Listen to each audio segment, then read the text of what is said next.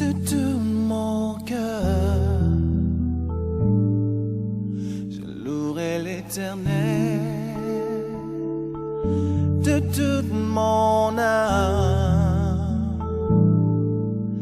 je célébrerai ton nom, je proclame.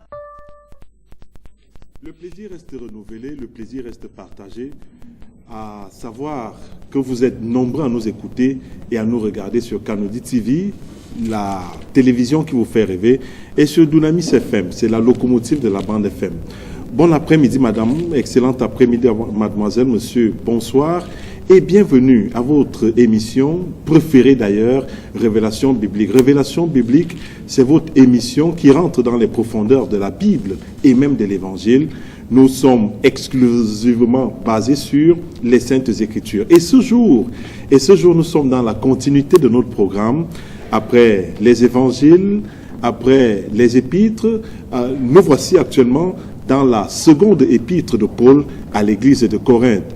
Et vous allez vous rendre compte que Paul ne s'adresse pas dans cette seconde épître comme un homme dogmatique, mais plutôt un homme père spirituel qui donne certaines recommandations. Et ce que nous retenons de ce livre, c'est que Paul veut réaffirmer son autorité qui est quelque peu minée par les anciens de l'église de Corinthe. Pour en parler donc, mesdames, messieurs, comme de coutume, notre invité permanent, lui c'est le général de Dieu, le révérend docteur Dionedor Kamdem Nunga, c'est un exégète, c'est un docteur de la parole de Dieu. Que je l'accueille avec beaucoup d'humilité et beaucoup d'amour. Bon après-midi mon général et bienvenue sur le plateau de Révélation biblique.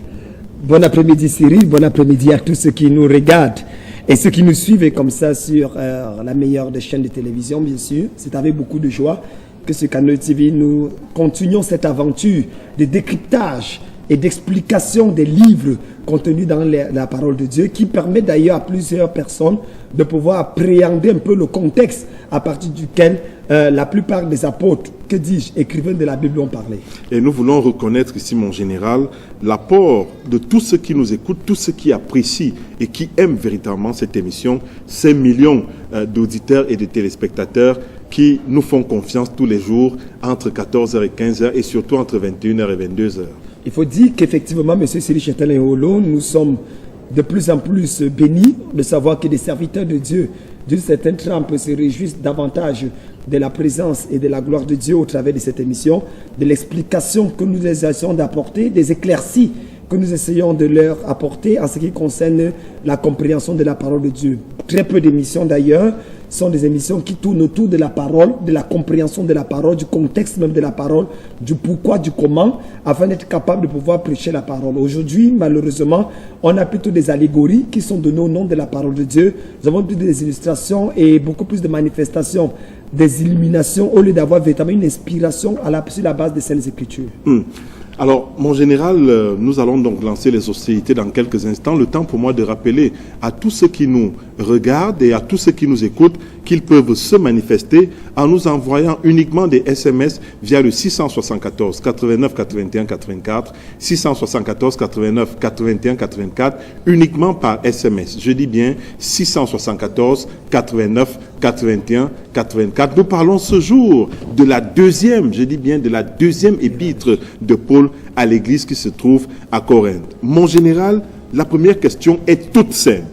Pourquoi Paul exprime le désir d'écrire une seconde lettre ou alors une seconde épître à l'église de Corinthe alors qu'il s'était déjà manifesté une première fois? Mais je voudrais vous dire que cette réponse est simple, pose même tout à fait la problématique de l'existence même de l'épître de Paul aux Corinthiens pour la deuxième fois. Permettez-moi d'abord, avant de répondre à cette question, de vous dire que ce n'est pas seulement même 2 épîtres qu'il a écrit. En fait, Paul a écrit 4 épîtres. Aux Corinthiens? Aux Corinthiens. Ah bon? Ah ben oui, nous n'avons retenu que 2 épîtres pour certaines raisons fondamentales. Parce que quand vous lisez par exemple dans 1 Corinthiens chapitre 5, vous lisez 1 Corinthiens chapitre 5, le verset 9, l'apôtre Paul va dire, ici là, dans la première épître, si vous pouvez lire ça pour nous, ça serait quelque chose de très intéressant. Oui. 1 Corinthiens chapitre 5, le verset 9. 1 Corinthiens, le chapitre 5, à partir du verset 9, voici ce qui est écrit. Je vous ai écrit dans ma lettre de ne pas avoir des relations avec les impudiques. Je vous ai Écrit. Ce qui veut dire, ça, nous sommes dans 1 Corinthiens chapitre 5. Ce qui veut dire qu'avant la lettre que nous avons dans 1 Corinthiens, il y avait une autre lettre qu'il avait écrite. Effectivement. Je vous ai écrite. Donc, vous voyez que dans cette lettre-là, il y avait une lettre qui existait avant 1 Corinthiens. Deuxièmement, ben, ce n'est pas tout. Il y a une autre lettre qui est venue entre 1 Corinthiens et 2 Corinthiens. Ouvrez 2 Corinthiens, le chapitre 7, le verset 8 et le verset 9. 2 Corinthiens chapitre 7, verset 8 et verset 9, il est écrit « Et non seulement par son arrivée, mais encore par la consolation que Tite lui-même ressentait à votre sujet. Il nous a raconté votre ardent désir, vos larmes, votre zèle pour moi, en sorte que ma joie a été d'autant plus grande. » Qu'est-ce qu'il Verset dit? 8, « Quoique je vous ai attristé par ma lettre, je ne m'en repens pas. Quoique je vous ai attristé par ma lettre, verset 8, je ne m'en repens pas. Et si je m'en suis repenti, car je vois que cette lettre vous a attristé, bien que momentanément. » Donc vous vous rendez compte, M. Cyril Châtelet-Wolo, qu'il y a également une autre lettre qui avait attristé l'église de Corinthe. Alors je vais vous expliquer clairement. Nous avons pratiquement 4 visites de l'apôtre Paul à Corinthe. La première épître de Paul est écrite à Corinthe à partir d'Éphèse. Deuxième également à partir de la Macédonie. Alors lorsque Paul, premièrement, écrit l'épître de 1 Corinthiens, il y a une lettre qui est d'abord partie, mais que nous n'avons pas aujourd'hui. Dans cette lettre, Paul essaie de résoudre un certain nombre de problèmes. Il ne faut pas avoir des relations avec les débauchés, il faut se comporter. C'était toujours sur comment se comporter dans la maison de Dieu. Malheureusement, pour des raisons que nous ne connaissons pas, cette lettre s'est perdue. Alors l'apôtre Paul va écrire une deuxième lettre. Parce qu'ils vont continuer à poser des questions à l'apôtre Paul, l'église de Corinthe. Paul va écrire donc une deuxième lettre dans laquelle il va présenter le problème des divisions à l'église, les problèmes des mariages, les problèmes des saintes et saintes, du repas du Seigneur. Il va même parler même des dons spirituels et de comment gérer ce genre de choses avec le parler à langue, la suprématie par rapport à la prophétie, oui ou non.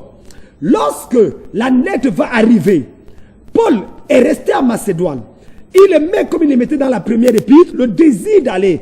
Il ira effectivement et il reviendra. Mais cependant, sur le chemin, pendant qu'il prévoit partir, quelque chose se passe. Rappelez-vous qu'il va dire qu'il était constamment en proie à des troubles, des persécutions, des faux frères, des faux ceci. Quelque chose se passe et l'apôtre Paul n'arrive pas à Corinthe. Qu'est-ce qu'il fait donc? Il envoie Tite.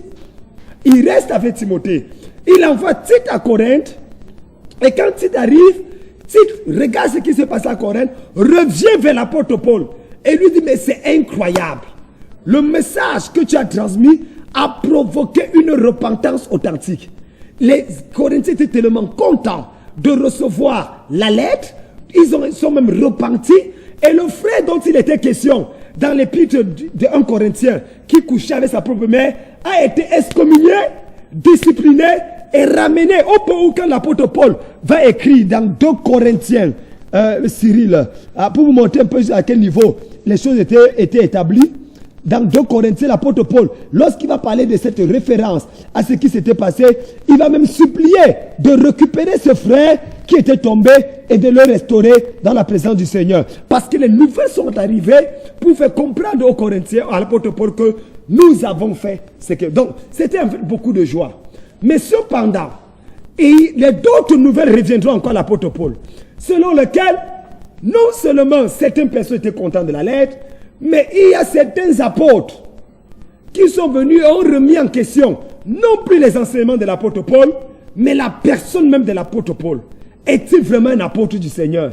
Avait-il vu le Seigneur? Il a même quel genre de révélation? Parce qu'il faut dire que lorsque l'apôtre Paul est à Corinthe, lorsque vous voulez dessiner le personnage de l'apôtre Paul, c'est quelqu'un qui était plus fort dans les écrits que dans le parler. Paul n'était pas un bon discoureur, il n'était pas éloquent. Paul était quelqu'un qui parlait en état de faiblesse. C'est-à-dire qu'il avait même un problème de langage. Mais cependant qu'il écrit, c'est pour ça qu'à l'église de Corinthe, on dira, oh ben, quand il est là, il est faible, mais quand il écrit, ses lettres sont rudes, ses lettres sont dures. Mais mon général, ce que vous semblez dire, ce que vous dites semble être très grave. Quand on sait que plusieurs exégètes, plusieurs docteurs de la parole semblent ignorer le fait que il y a eu plus de 2 épîtres de Paul à l'église de Corinthe. Moi, je voudrais que vous confirmiez encore ça, peut-être en d'autres termes, pour que ceux qui nous écoutent puissent être véritablement au courant qu'il y avait plus de l'aide. Première des choses. Deuxième des choses, moi, la question revient toujours. Pourquoi Paul s'adresse une seconde fois à l'église de Corinthe? Est-ce que la deuxième épître de Paul annule la première? Puisque pas plus tard que hier, on vous suivait encore sur les ondes de Dunamis FM, où vous étiez en train de dire que le plan B a même plus de valeur que le plan A. Alors, mon général, dites-nous, la deuxième épître annule-t-elle la première missive? Absolument pas. Ce qui se passe, c'est que lorsque les chrétiens reçoivent la première épître de Paul aux Corinthiens, qui traite bien sûr sur l'ordre dans l'église et le comportement du chrétien, ce qui se passe, c'est que ça a un effet boomerang. Il y a des saboteurs. Oui, il y a des gens qui sont d'abord touchés par cette épître. C'est pour ça que dans les premiers passages, l'apôtre Paul va exprimer cette gratitude. Parce que ce qui Tite et les gens de Chloé vont rapporter à l'apôtre Paul, c'est effectivement qu'il y a une manifestation authentique de repentance. Mais cela ne va pas durer. Parce que la différence de temps entre la première épître et la deuxième épître est d'environ un an. Pendant ces un an-là, je vous rappelle, Paul avait une certaine relation particulière avec l'église de Corinthiens. Il a passé 18 mois quand même là-bas pour implanter l'église. Il a des gens qui le connaissent. Mais il n'est pas le seul à avoir fondé l'église. Juste après la création de l'église, les gens viennent de partout et commencent à expliquer un certain nombre de phénomènes par rapport à cela. Alors l'apôtre Paul donc est stupéfait. Il est dépassé. Il s'est dit que bon voilà, dans le premier épître que j'ai écrit aux Corinthiens, j'ai résolu les problèmes de comportement dans l'église. Les problèmes des gens. Mais après mon repas, quand ils ont reçu la lettre, où il y avait une question de discipliner les frères qui vivent dans le désordre, il y avait la question de l'unité du corps de Christ, qui est Paul, qui est Céphas, qui est Apollos, et que c'est Jésus-Christ qui est le seul qui compte. Maintenant, certains frères qui étaient à l'église de Corinthe, je vous ai dit que Corinthe était une ville portuaire, et cette ville portuaire avait deux grandes synagogues. Comme Kribi, comme Limbe. Comme Kribi, comme voilà, comme Limbe. Et là, il y avait toute forme de prostitution. Je vous ai dit par exemple qu'à Éphèse, nous avions la reine, la déesse Diane qui régnait. Nous avons à Rome Vénus. Et nous avons à Corinthe ce qu'on appelle Aphrodite ou Vénus, qui était la déesse de l'immoralité du sexe. Je vous ai parlé du fait que dans un Corinthien, l'apôtre Paul parle du voile pour la simple mesure où il y avait près de 1000 femmes prostituées sur une population de 700 000 personnes dans lesquelles 400 000 étaient esclaves. Et la plupart des femmes là-bas se rasaient la tête, signe d'adoration à Épaphrodite, qui était la déesse de l'immoralité. Et l'apôtre Paul va dire qu'il est honteux pour la femme d'avoir les cheveux coupés. Une façon de dire, parce que la nature était donnée comme voile. Ça résout donc le problème contextuel du voile au sein de l'église. Numéro 2, lorsque l'apôtre Paul résout le problème donc, il y a des frères qui sont d'origine juive, qui sont à Corinthe, qui croient à la loi de Moïse, qui sont des judaïsants. Ils disent, ils ont épousé l'évangile de Jésus, mais ils disent qu'il faut judaïser pour pouvoir persévérer. Alors, lorsqu'ils vont commencer à prêcher ce message, et ils vont prôner, ce sont des prophètes et des apôtres qui parlent avec des révélations incroyables. Mon frère Cyril, quand tu les entendais faire le séminaire, quand ils te parlent, ils ont des termes incroyables. Ils te parlent des mystères de l'apôtre, de Moïse sur la montagne et Jésus sur la transfiguration. Ils mettent une certaine sorte de métamorphose d'une transfiguration qui a eu lieu et l'importance. Donc, ils étaient incroyablement élogieux. Or, ces gens-là donc, leur objectif, c'est d'amener l'église de Corinthe à judaïser, à retourner dans les pratiques de la circoncision et de la loi. Ce que l'apôtre Paul défendait avec une véhémence, avec une certaine rigueur. Ces gens donc vont tourner le cœur des Corinthiens.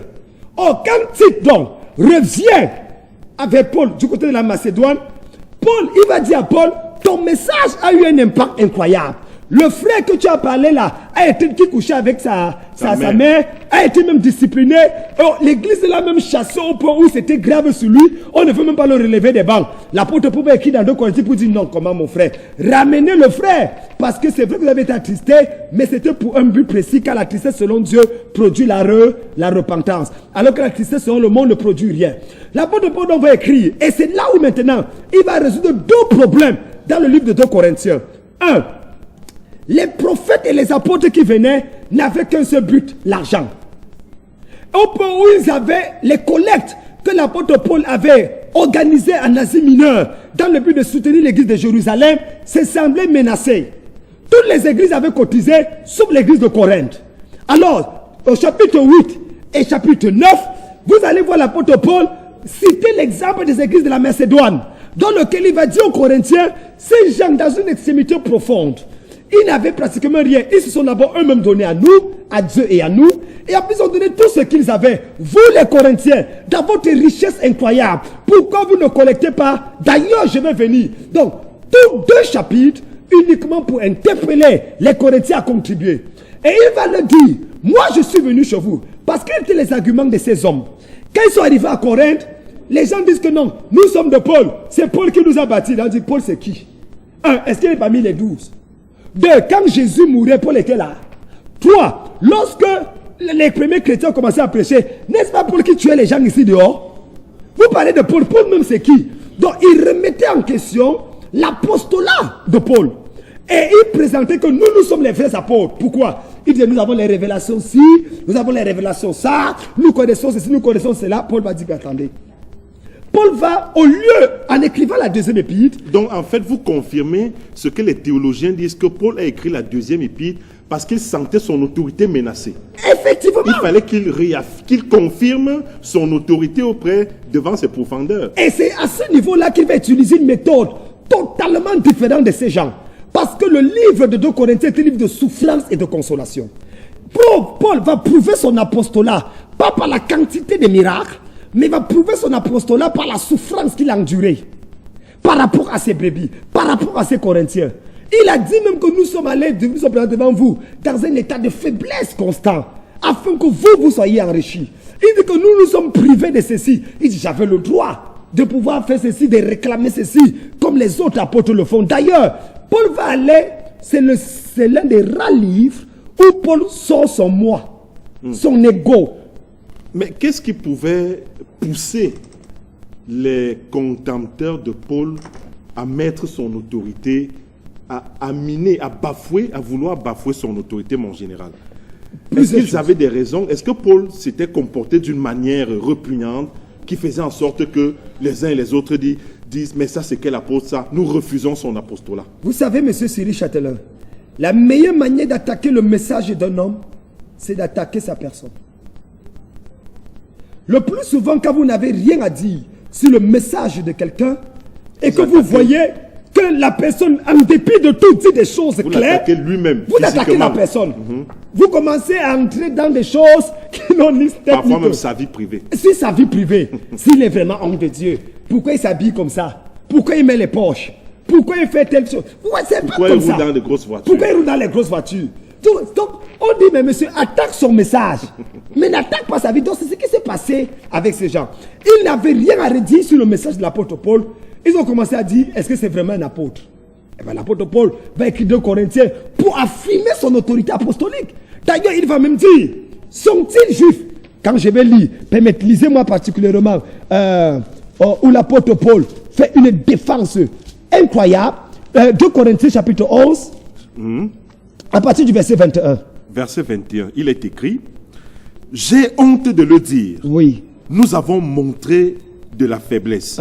Cependant, tout ce que peut oser quelqu'un, je parle en insensé. Moi aussi, je l'ose. Oui. Sont-ils hébreux? Moi aussi. Sont-ils israélites? Moi aussi. Sont-ils de la postérité d'Abraham? Moi aussi. Sont-ils ministres de Christ? Je parle en homme qui extravage. Oui. Je le suis plus encore.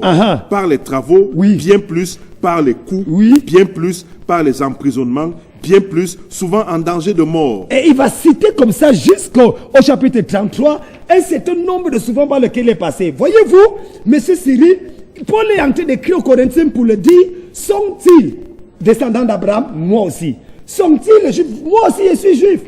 Sont-ils ministres de l'évangile? Moi aussi, d'ailleurs même plus que tous.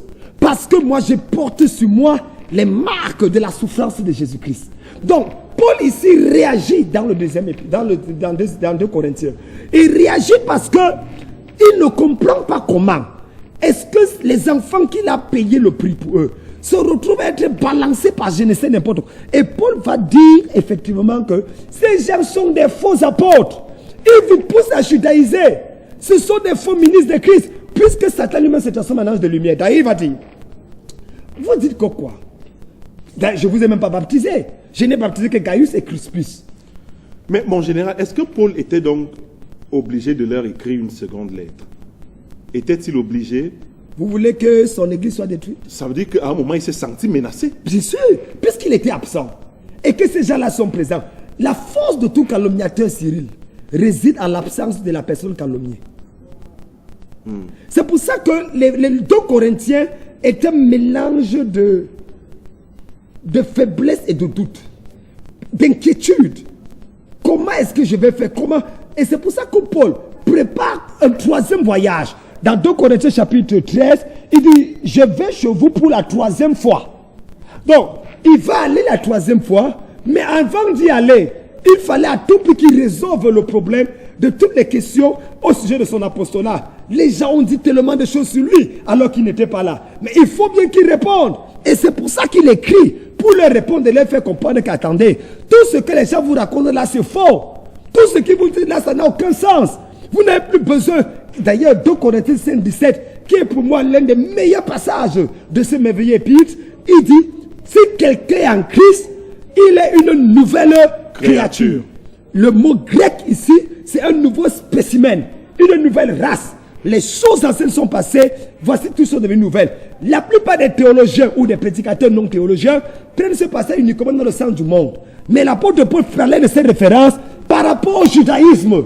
Vous n'avez plus besoin de judaïser. Vous êtes une nouvelle créature. La loi de Moïse est caduque.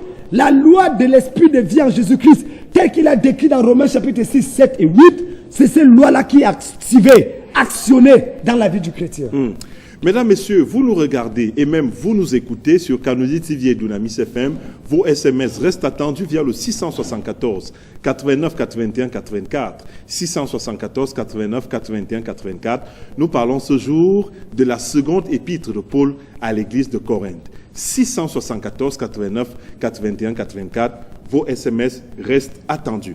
Alors, mon général, certains théologiens, peut-être grands entre guillemets, disent que Paul écrit cette lettre pour affirmer son autorité.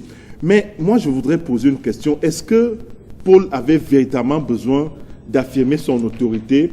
Est-ce qu'à un moment donné, Paul a fléchi? Parce qu'il n'écrit pas à Galates 2 fois. Il n'écrit pas à tel 2 fois. Mais il écrit à l'église de Corinthe 2 fois. Peut-être même plus de 2 fois. Comment s'est-il senti menacé et qu'est-ce qui pouvait arriver si Paul ne s'était pas aventuré à écrire une deuxième épître? Très importante comme question. C'est que vous d'abord notez, M. Cyril Chatelet-Wolo, c'est qu'au Thessaloniciens, il a écrit 2 fois, à Timothée, il a écrit 2 fois. Mais la particularité de Corinthiens, c'est qu'effectivement, s'il faut parler, il faut comprendre la personne même de l'apôtre Paul. L'homme était menacé dans tout son ministère. S'il y a quelqu'un, un apôtre dans le Nouveau Testament, qui était... Il a dit lui-même. Attendez, mais lisez-le. Nous pouvons le lire. Il dit qu'il était constamment menacé par les faux frères, les faux apôtres, les gens de l'église. Il dit que même les églises du Seigneur lui créaient des problèmes. L'apôtre Paul, à un moment donné dans ses épîtres, il dit que tel frère m'a fait du mal, le Seigneur lui rendra selon ses œuvres. Demas, le forgeron, c'est-à-dire, il cite jusqu'à citer les noms. Voyez-vous, c'est pour ça que je m'identifie beaucoup à l'apôtre Paul.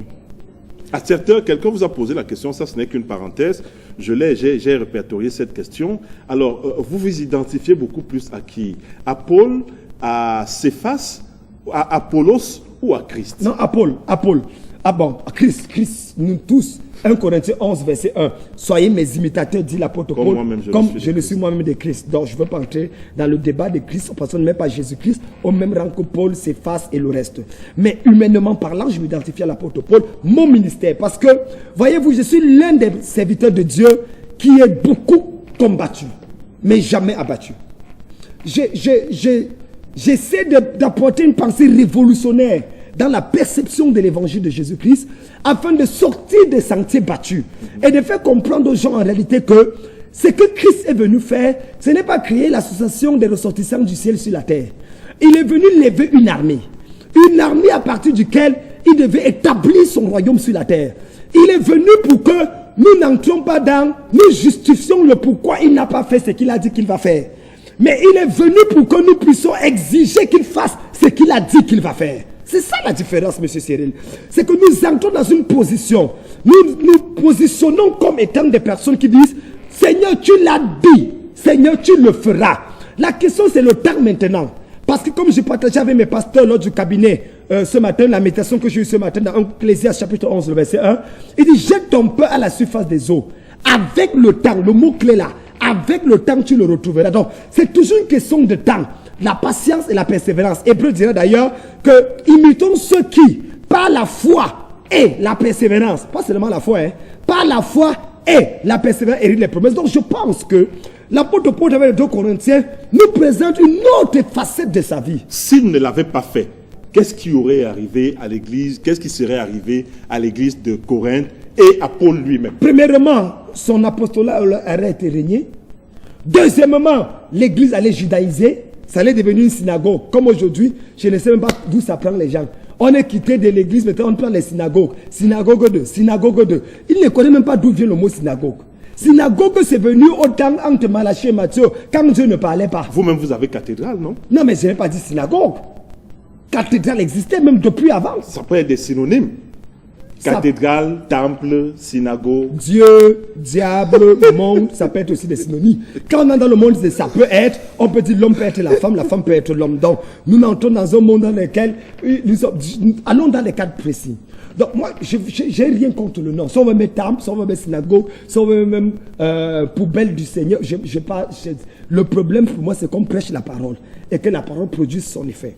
Ma question, M. Cyril, ma préoccupation, c'est que vous devez comprendre que si l'apôtre Paul n'avait pas écrit 2 Corinthiens, son ministère, parce que Corinthe ici est la base de toute la caïe. C'est pour ça qu'elle écrit aux 2 Corinthiens, qu'est-ce qu'il dit au chapitre 1, verset 1? 2 Corinthiens, chapitre 1, très rapidement.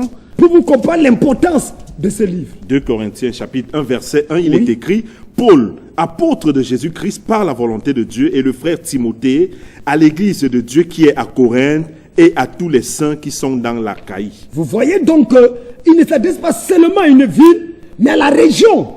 Parce qu'effectivement, l'église de Corinthe était considérée comme le pivot, comme la pierre angulaire, comme l'élément déterminant. Si l'influence de Paul était remise en question, était dissoute, alors toute l'Achaïe devait sombrer dans le désordre. Mon général, est-ce que dans cette deuxième épître de Paul aux Corinthiens, est-ce que Paul se dresse en meneur d'hommes? Est-ce qu'il se dresse comme étant au-dessus de tous les sacrificateurs qui se trouvent à Corinthe à cette époque? Quand vous vous sentez menacé, Cyril, laissez-moi vous dire, vous sortez tout ce que vous avez comme âme pour présenter. Vous savez, au chapitre 12, il parle même d'un homme qui était ravi jusqu'au 3e siècle.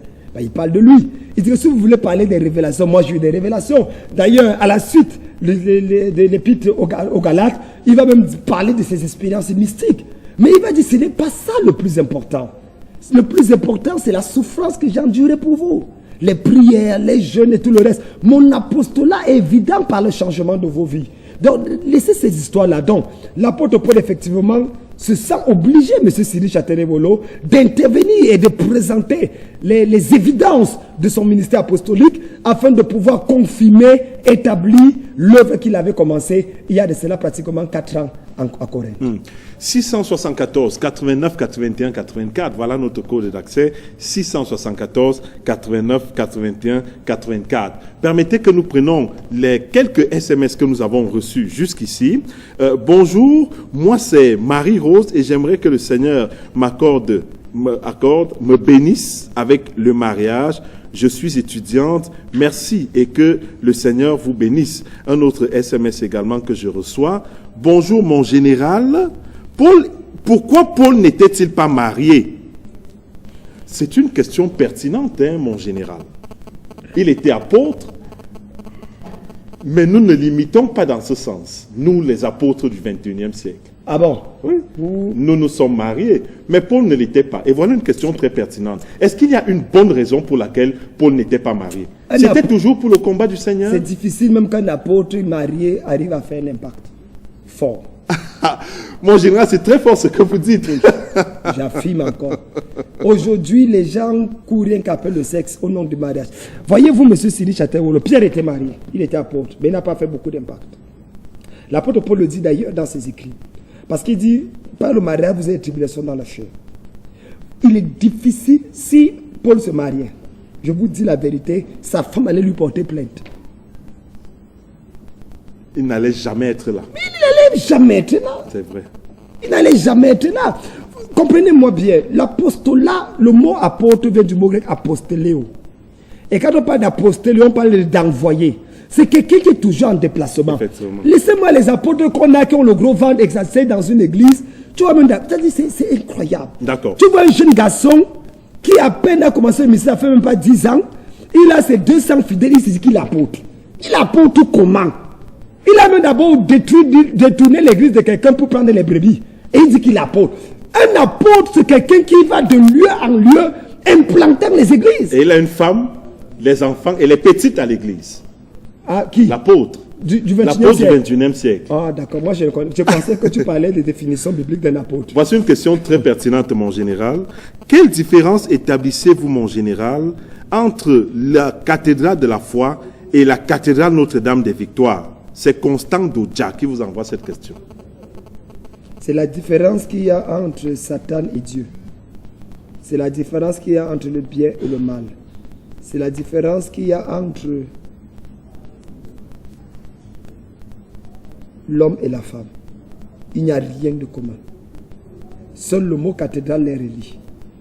D'accord. Cathédrale Notre-Dame de quoi? Des Victoires. À la pose centrale. C'est qui la dame de Victoire? Il n'y a aucune part dans la Bible où j'ai vu dame de Victoire. Mais il y a plusieurs fois dans la Bible où j'ai vu foi. Vous savez d'où vient le mot cathédrale? Ce que veut dire cathédrale? Allez regarder dans le dictionnaire. L'église catholique n'a pas inventé cathédrale. Cathédrale, c'est un concept différent de ce que vous avez là. Ah ben je vous renvoie à votre dictionnaire, vous allez être choqué. Autre question. Shalom, mon général. La bouche autorisée, entre parenthèses. Tu es un modèle pour notre génération. Que Dieu continue à t'élever. Enfin, notre bataille contre Satan soit remportée au nom de Jésus. Prophète Jean-Joël, je suis connecté à ton émission. Ah, le prophète Jean-Joël. Ah, Jean-Joël Bengono. Oui, Jean-Joël, prophète Jean-Joël Bengono. Salut, homme de Dieu. Le président de Eliphaz. Un homme qui fait également un très bon travail de ce côté. Oui, effectivement, c'est le prophète Jean-Joël. Nous apprécions également ce qu'il fait. Et il faut dire que Kanodi TV et Eliphaz TV travaillent d'ailleurs en parfaite collaboration. Et cela pour la gloire de notre Dieu. Général, que pensez-vous de tous ces dieux grecs? Effectivement, Paul en avait affaire. Vous savez, Paul est un homme très intelligent. Vous savez, aujourd'hui, Audrey Alima. Le problème de beaucoup de pasteurs que nous avons au milieu des églises de réveil, c'est qu'ils sont spirituellement forts, mais à la limite idiots. Excusez-moi le terme. Intellectuellement pas correct. Et aujourd'hui, l'homme postmoderne a besoin non seulement d'une personne qui a l'onction, mais d'une personne qui est capable de pouvoir convaincre par la logique.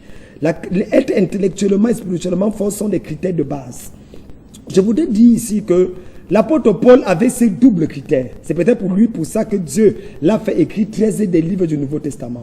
La Bible nous dit clairement que lorsqu'il arrive à Athènes, il doit prêcher le message.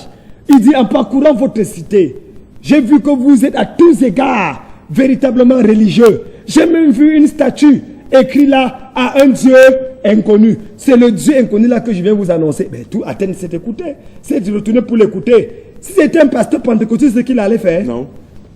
Alléluia. Alléluia. Race incrédule. Cas d'idolâtre. Quelle est cette ville maudite où il y a tellement de dieux? Vous avez tellement adoré les dieux que vous mettez même à un Dieu inconnu. Ça, c'est l'enfer, le diable. Le Dieu inconnu, là, c'est Satan lui-même qui vous possède. Et comment le persécuté va dire que c'est la persécution qu'on le cherche? Paul dit, le Dieu inconnu, là, il utilise ça. Et il a dit même qu'un de vos poètes crétois a dit que la divinité est telle. Donc, Paul était instruit. Je pense, à mon humble avis, que beaucoup de pasteurs au Cameroun doivent retourner à l'école chercher le bac, chercher la licence. Pas théologique, pas les choses qu'on ramasse en 2 semaines. retourner à l'université pour ceux qui ont le bac. À l'école séculière. À l'école séculière, apprendre la sociologie, apprendre les mathématiques. Frère, ça aide. Mais on met le Saint-Esprit devant. Le Saint-Esprit au contrôle, mon général. Vous le savez. Je vous ai dit tantôt que c'est le même Saint-Esprit que Paul avait, que Pierre avait, que Jean avait, que les autres. Mais Paul a été plus illuminé parce qu'il a fréquenté. Il est capable de faire une comparaison entre l'ancienne alliance et la nouvelle alliance parce qu'il a étudié sous Gamaliel, dans lequel il a obtenu son doctorat en théologie sur thème, dont le thème était intitulé « La secte de Nazareth, comment la combattre efficacement ». Pouvait-on considérer le peuple de Corinthe comme chrétien avec ces dieux-là? C'est une question d'auditeur. Non, c'est la ville de Corinthe qui était remplie de dieux. Cette ville portuaire de 700 000 habitants dans laquelle il y avait 400 000 esclaves. Étant donné donc qu'il y avait un peuple dans cette ville-là, oui. Est-ce que ce peuple pouvait être chrétien à partir du moment où les dieux, d'autres dieux régnaient dans la ville? Jésus était là, Jésus le Christ. Et il y avait tout autour de lui des prostituées, des gens abominables. Le chrétien n'est pas celui qui est au-dessus du monde. C'est celui qui fait la différence dans le monde dans lequel il se trouve. Notre comportement, notre attitude au milieu de ces gens doit être différent. Daniel était le chef des satrapes, des magiciens, des rosicruciens, des francs-maçons. Mais il n'était pas franc-maçon, mais il n'était pas satrape, il n'était pas magicien. Pourtant, il était le chef. Dans la réunion du conseil d'administration de Nebuchadnezzar, quand Daniel siégeait, il y avait l'un qui avait la tête du cheval, il y avait l'autre qui avait la tête du coq, il y avait l'autre qui avait la tête du bœuf, mais tous étaient là. Et Daniel était là avec le Saint-Esprit, mais il n'avait peur d'aucun de ces esprits-là parce qu'il savait que l'esprit qui était en lui était supérieur à l'esprit qui était en eux. Bonsoir, général. Pourquoi appréciez-vous tellement l'évêque David Oyedepo? David Oyedepo, pour moi, c'est l'un des hommes les plus remarquables de notre génération. Parce qu'il est riche, mon général. Non. Il a le message de l'heure. Il a une vie exemplaire.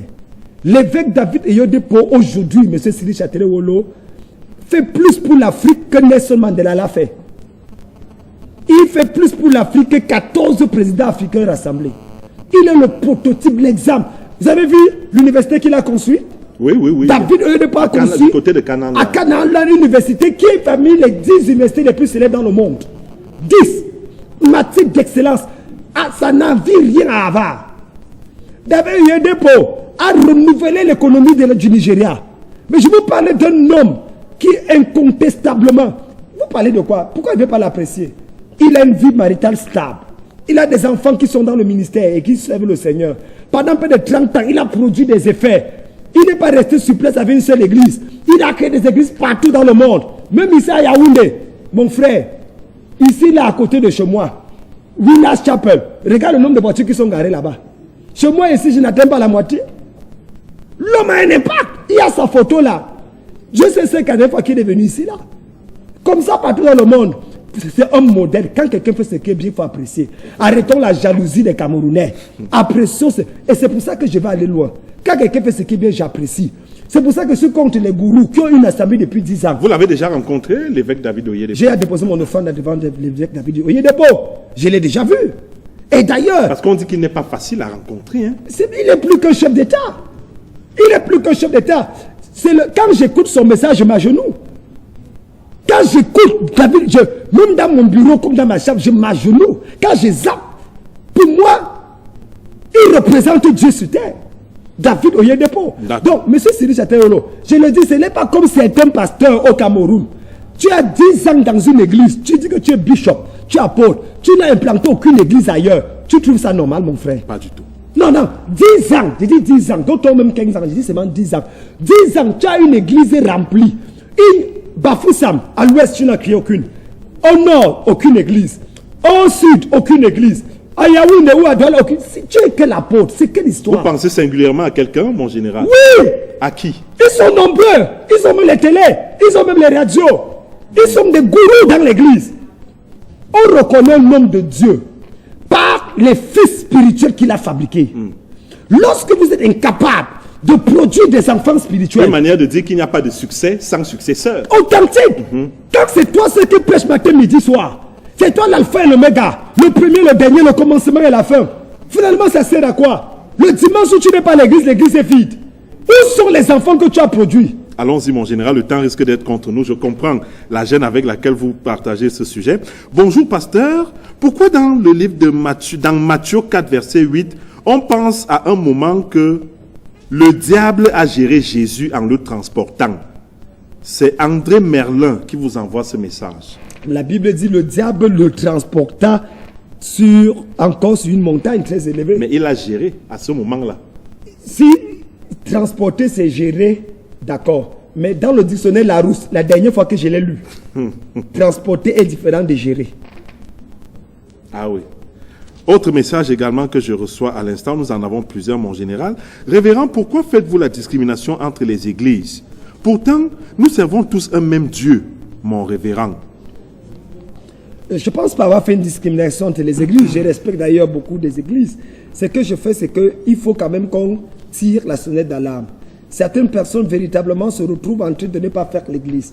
Et c'est ça qui salit l'image des églises évangéliques et des églises de réveil aujourd'hui.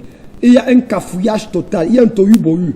Et certains vieux qui ne veulent pas laisser les jeunes monter, certains jeunes qui se comportent comme si c'était le marché Mokolo ou le marché Mbopi, finalement on ne comprend pas où est-ce qu'on va. Je pense qu'il faut de l'ordre au sein. D'ailleurs, j'en parlais avec le ministre de l'administration territoriale encore récemment, de la nécessité de mettre sur une structure véritable qui permet de pouvoir régulariser. En tout cas, on ne croit plus, hein, mon général. On ne croit plus, hein, on n'y croit plus. Moi, je continue à croire. En tout cas, qui vivra verra. Bonjour, mon général. Oyedepo, c'est très beau. Parler en langue est-il une preuve qu'on est baptisé du Saint-Esprit? Et que dites-vous de Tibi Joshua? Paul à Essos. Je crois du fond de mon cœur que le signe évident du baptême du Saint-Esprit, c'est le parler en langue. En tant qu'enfant de Dieu, quand tu es baptisé du Saint-Esprit, tu dois parler en langue. Je peux le démontrer de la... Mais mon général, nous, vous et moi sommes allés dans une radio du côté de Douala, on ne va peut-être pas citer cette radio, où il est littéralement interdit de parler en langue. Ça, vous le savez. Ouais. Dans cette chaîne de radio, peut-être c'est leur doctrine là-bas, mais quand vous dites alors que le signe évident du baptême dans le Saint-Esprit, c'est le parler en langue, qu'en est-il de cette catégorie de chrétiens qui ne croient pas au parler en langue? Ne sont-ils pas baptisés du Saint-Esprit? Non. Ils souffrent d'un kwashiorkor spirituel. La plupart d'entre eux ont un sida mental, c'est-à-dire le syndrome d'ignorance démoniquement acquise. C'est ça le problème malheureusement pour plusieurs aujourd'hui au sein de l'Église. Donc, quelqu'un qui dit qu'à la radio ne parlait pas en langue, véritablement il contredit la parole de Dieu. Je suis d'accord que les choses doivent se faire en ordre, mais je suis contre le fait qu'on exclue cette possibilité. Maintenant, pour répondre à la question de Tibi Joshua, qu'est-ce que je pense de Tibi Joshua? Moi, je l'apprécie. Personnellement, j'apprécie plus David Oyedepo que Tibi Joshua. Pour deux raisons. Un, premièrement, je suis vraiment contre le fait qu'aujourd'hui, beaucoup de gens imitent Tibi Joshua à l'envers. Tout le monde fait comme ça. Effectivement. À terre. Tout le monde a l'eau bénie maintenant. Oui. Ça, c'est quelle sorcellerie, ça? C'est vous qui appelez ça sorcellerie. C'est la sorcellerie. C'est la sorcellerie. Je crois à l'huile d'onction. Je crois qu'on peut utiliser l'eau, Cyril. Dans mes programmes, je verse l'eau sur les gens. Mais c'est pas je tous peux les prier l'eau. Mais ce n'est pas une doctrine. Ne faites pas de cette doctrine. Donc, au Cameroun, j'ai vu certains de mes petits frères dans le ministère. Ils ont leur bouteille d'eau avec leur photo déjà dessus. Hein. Ils vendent ça. 1000, 2000, 5000. Et ça passe, hein? Les gens aiment ça. Quand même n'a pas encore une troisième voiture parce qu'il n'a pas encore vendu l'eau. Peut-être qu'il veut vendre ma pomme aussi, je vais avoir une autre voiture. Voici une question qui vient à pic parce que l'événement s'annonce pour bientôt dans la capitale. Bonjour, que pense le général de Boko Haram? Est-ce le signe de la fin des temps? Que fait-il pour éradiquer le fléau? Soyez bénis. C'est Crispo qui nous envoie ce message. Ouais, ton nom est original. Crispo. Ça ressemble à Boko Haram. J'espère que c'est Crispo Haram. En tout cas, juste un peu d'humour. Ce que je voudrais dire effectivement, c'est que pour moi, Boko Haram est une distraction. Boko Haram est une manipulation diabolique. Vraiment, la diversion. Je vous encourage d'ailleurs à suivre mon focus que j'ai fait d'ailleurs avec vous, M. Cyril Châtelain-Wolo, dans le cadre de Boko Haram. Vendredi, le 27 février, du côté du foyer Banjoun, j'organise une grande nuit de prière contre Boko Haram. Parce que je suis la personne qui est capable d'arrêter Boko Haram. Qu'est-ce que j'ai dit? Vous êtes la personne capable d'arrêter Boko Haram. On n'arrête pas Boko Haram avec les fusils. On n'arrête pas Boko Haram en réunissant 6 chefs d'État pour voter 50 milliards. On ne sait même pas où ça va partir. On arrête Boko Haram sur le plan spirituel. C'est un esprit diabolique. Boko Haram. Tu connais qui était l'ancêtre de Boko Haram? Non. Je vous donne les révélations comme même. C'était Goliath. Il insultait le peuple de Dieu. Il insultait l'armée du Dieu. Personne n'arrivait. C'est un petit David qui est venu tuer. Tous les généraux sont en train de fuir. Où sont les généraux au Cameroun maintenant? Ils sont cachés dans leur village. Hey, tu connais d'où la tribu de Boko Haram? Non. Mais la tribu, c'était les Amalécites. Exode chapitre 17. Quand les Amalécites sont venus livrer la guerre, Dieu dit à Josué, prends les armes et va à Kolofata. Et lui-même, il est monté dans la chambre haute pour prier. Pendant que Josué était à Kolofata avec les armes, Moïse et Aaron et Hur étaient sur la montagne levant les mains. Quand la main était levée, Israël était le plus fort. Quand la main était baissée, Amalek était le plus fort. Une façon de dire, peuple camerounais, église de Dieu, la victoire au front dépend de nos mains levées. Allons-nous prier ou pas? Allons-nous jeûner ou pas? Allons-nous crier à Dieu ou pas? Rendez-vous le 27 février, ce vendredi, foyer Banjul et Tomeki à Yaoundé pour un événement sans concurrent. Nous allons tuer le chef de Boko Haram avec la prière. C'est possible. Mon général, j'aime votre intelligence. Une parole pour moi, prophète, patience. Que Dieu te donne également une intelligence 10 fois meilleure que la mienne au nom de Jésus. Salut mon révérend, il nous reste moins de 10 minutes. Salut mon révérend, j'apprécie votre discours. Il ne faut jamais avoir honte d'imiter le bon exemple. Pouvez-vous prier ensemble Pouvez-vous prier ensemble avec d'autres obédients? Je pense que c'est la question que le révérend Père Boris Clément. Ah oui, révérend Père Boris Clément. Nous aimons les révérends pères. Oui, mon révérend père. Véritablement, nous pouvons prier avec beaucoup d'autres. D'ailleurs, par rapport à cette nuit que nous organisons, nous invitons les catholiques, les protestants, les musulmans, toutes sortes de personnes à venir pour cette nuit parce que l'attaque de Boko Haram, ce n'est pas... Boko Haram n'est pas musulman. Hein. Non. Puisqu'il tue les musulmans. Ils ne sont plus chrétiens aussi. Puisqu'il tue les chrétiens. C'est le diable. Voilà. Général, attention au jugement. Quand on parle en langue, tout le monde doit pouvoir t'entendre dans sa langue maternelle. Non. Il faut faire une différence entre la zénololia et la glossolalia. Frère, je suis un exégète de la parole. Avec toute humilité, il ne faut pas mélanger les deux. Il y a des langues qui sont traduites en langue maternelle. Il y a des langues qui sont les langues des anges. L'apôtre Paul dit, celui qui parle la langue des anges. La langue des anges maternelle, c'est quoi? C'est le boulou, c'est le béti, c'est le bassa, ou même c'est le baleng. Peut-être c'est le baleng. Sois béni, homme de Dieu. Je suis fier de ce que vous faites. Que le Seigneur vous soutienne. Je suis le pasteur Didim. Je compte sur vous. Je compte vous rencontrer. Shalom. Merci, pasteur Didim. J'aime bien ton nom. Ça Pasteur ressemble à Dim. Oui. 10 fois la dîme. Ça veut dire que le jour qu'il viendrait, il apportera la dîme. C'est toi qui as dit. La dîme de révélation biblique. C'est toi qui as dit. C'est pas moi qui ai dit. Salut, homme de Dieu. Que pensez-vous de l'apôtre Julius? Car il y a trop de bonbons pasteurs. Ah! Voilà quelqu'un qui doit avoir le macabo de l'apôtre Julius. Que pensez-vous de l'apôtre Julius et qui est votre ami? Vous n'allez pas le renier aujourd'hui quand même. Non, je ne renie pas. C'est un petit frère, c'est un ami et c'est un apôtre. Moi, je ne suis pas peut-être encore au rang d'apôtre, mais je respecte le ministère de l'apôtre Julius. Je trouve que c'est un homme de Dieu incroyable, qui a beaucoup de grâce, beaucoup d'onction.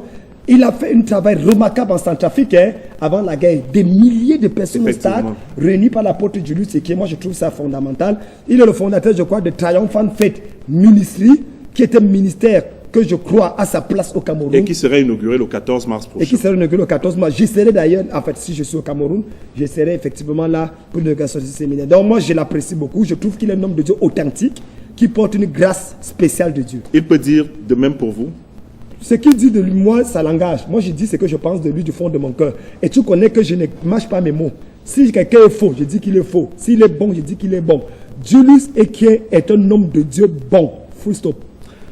Good day, my general. General, please, I beg of you to pray for me, for our nation, because Boko Haram cannot defeat it just by the use of guns, but by prayers from powerful men of God, like you. Be blessed, my general. Yes, I want to say that that's the reason why we are organizing this wonderful and glorious program on Friday, the 27th of February this year. We believe that God is about to do something great in our nation, and that to fight against Boko Haram, we need to have the power of God. We need to use spiritual weapons like prayer, fasting, taking authority against the power of darkness. We need to fight spiritual battles. That's the reason why we are calling all of you to be there on the 27th of February, this Friday. We are having this wonderful program of prayer in Foyer Banjul. Foyer Banjul is in Yaoundé et Toameki. I believe God is about to kill the chief of Boko Haram. Daddy, je ne fais que lire le message tel qu'il arrive. Ça dit quoi? Daddy, j'ai confiance en toi, c'est vraiment une guerre. C'est Amanda Meka qui nous envoie ce message, un autre message. Il nous reste 3 minutes seulement. Révérend, quelle est la place de l'Église, de la religion catholique dans la Bible? Juste en 2 mots, mon général. Vous me demandez d'avaler une mer avec une tasse. La place de l'Église catholique dans la Bible. L'Église catholique, je pense, a commencé avec de très bonnes idées. Elle était une église véritablement sérieuse, mais suite aux multiples conciles, et il y a eu quelques dérapages. Je pense que les catholiques sont des personnes qui craignent Dieu, qui aiment Dieu, qui cherchent Dieu. Je pense qu'il y a juste quelques petites choses qu'il faut corriger dans leur perception. Jésus a et c'est pour ça d'ailleurs que Eve Marie se bat de son côté pour pouvoir essayer de faire comme les pentecôtistes. Même qu'il faut qu'on prie encore pour lui, pour qu'il saisisse la révélation. Jésus a-t-il utilisé l'eau bénie ou l'huile? Non, répondez vous-même à la question. Révérend, pourquoi faites-vous la discrimination entre églises? Non, nous avons déjà lu ce message. Alors, très rapidement, je vais lire 2 derniers messages. Tchala Essomba est-il un exemple? Point d'interrogation. Les auditeurs, ils aiment ça. Je comprends. Non, ils aiment ça. Ils aiment ça. On est en train de parler des révélations depuis de 2 Corinthiens. On m'a cité le nom de 4 hommes de Dieu ici, là. Ils aiment ça. C'est la même manière que vous parlez que Kamdem Zodolo est-il un vrai homme de Dieu ou pas? Élevons le débat, peuple de Dieu. Le Cameroun, on a Boko Haram qui nous attaque. On a au plus de bas. On vient d'augmenter encore le prix de la bière. Et les gens vont continuer à saouler ici au Cameroun. Il y a des choses plus sérieuses à traiter. Que de Tsalé Somba, homme de Dieu, Julius et qui est-il, ceci, cela. Véritablement, ça prouve à quel niveau on est encore en bas au Cameroun. Voilà, il y a trop de SMS, mon général, avec votre permission. Bonjour, général, qu'en est-il de votre frère, Nembout Léopold? Vous travaillez ensemble? C'est Jean de Sauce qui vous envoie ce message. Ah, mon grand frère, même père est de chair. Il est pasteur à la CMCI. Ah, Nembouet Nunga Léopold. Ok. Oui, j'ai cru avant lui. C'est une des personnes qu'on a posé les fondations de sa vie chrétienne. Mais c'est un grand homme de Dieu. Ah ben tu le connais? Bien sûr, oui, je pense. Nembouet Léopold. Il est du côté de Berthois? Non, pas Alphonse qui est du côté du Berthois. Ah, ok. Alphonse est le pasteur de la ville de Berthois. Ah non, Nembouet Léopold est ici à Yaoundé. Je connais pas. C'est un homme de Dieu avec une onction remarquable. Il a également un ministère Revival Ministry un peu sur le net comme ça. C'est mon frère, hein, on se ressemble. C'est moi que je suis un peu plus beau que tous mes frères. Ok. Vous pensez que vous êtes mieux que Tibi Joshua? Pour moi, un homme de Dieu critique l'autre. Bon, on ne va peut-être pas entrer dans ce débat. Est-ce que j'ai dit que j'étais mieux que Tibi Joshua? Je pense pas l'avoir dit. Loin de moi. Merci pour cette émission merveilleuse. Que Dieu vous bénisse grandement, homme de Dieu. C'est un message que nous avons reçu. Et puis le dernier que je lis, le tout dernier, c'est vrai qu'il y en a plusieurs. Amen pour le combat contre Boko Haram. Que le Saint-Esprit vous comble. Je compte vous rencontrer, révérend frère Boris qui est revenu. Et puis le tout dernier, dans la Bible, on dit que les apôtres parlaient et chacun écoutait en sa langue maternelle. Peut-on appeler cela parler en langue? C'est vrai que les auditeurs aiment le débat sur le parler en langue. Mon général, vous voulez qu'on lise 2 derniers messages parce que nous avons encore plusieurs messages. Mon grand frère a cru ayant 2 femmes, mais il méprise la première qui a 7 enfants. Quel conseil lui donner? Waouh! Waouh! Il doit se repentir. Hein? C'est difficile. La Bible dit, fais ta joie avec la femme de ta jeunesse. Ce n'est pas parce que tu as pris une deuxième femme que la première femme. Est-ce que c'est qu'il y a les hommes de Dieu qui prennent déjà 2 femmes? Effectivement. Homme de Dieu, hein? Effectivement. Apôtre. Effectivement. Bishop. Révérend. Très reconnu même. 2 femmes. Et parfois, officiellement. Et parfois très médiatique. Et l'église est toujours pleine. Ce ne sera pas le cas du général de Dieu. Non. Comme a dit le roi Salomon, un fils sage fait la fierté d'un père et un fils insensé le chagrin d'une mère. Mon général, je crois en toi seul, Seigneur, par ta voix.